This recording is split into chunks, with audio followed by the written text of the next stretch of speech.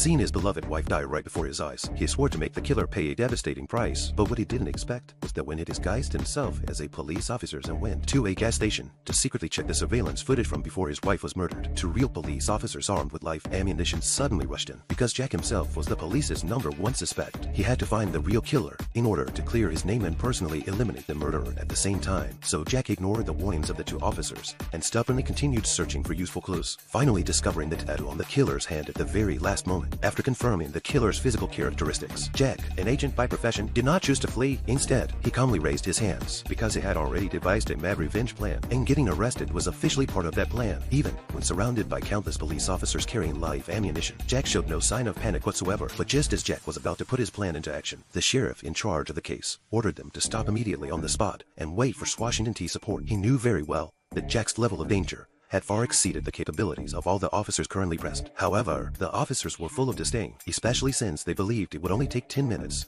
to escort Jack to the police station. It was precisely this arrogance that would cause every officer to pay the most painful price. At this moment, Jack had already quietly unlocked his handcuffs using the wire hidden inside his wet strap. He then moved swiftly, snatched the sidearm from the officers in the front passenger seat, shoved him out of the car, and took his place. Holding the officers at gunpoint, Jack threatened the policeman beside him to keep driving. Faced with police cars blocking him from all sides, Jack did not panic in the slightest. He immediately seized the steering wheel and jerked it sharply, sending the car straight into oncoming traffic. By deliberately causing a traffic accident, he blocked the police pursuit and ultimately escaped successfully. Yet the reason Jack risked his life to do all of this was simply for this seemingly unremarkable police car. After forcing the officers to hand over his phone and radio, Jack plugged a USB drive into the patrol car's onboard computer and began downloading all the call records from before his wife was murdered. Only by cross-referencing these records with the killer's data scene and the surveillance footage could he identify the true murderer. But just as the data reached 70% downloaded, a helicopter in the sky locked onto Jack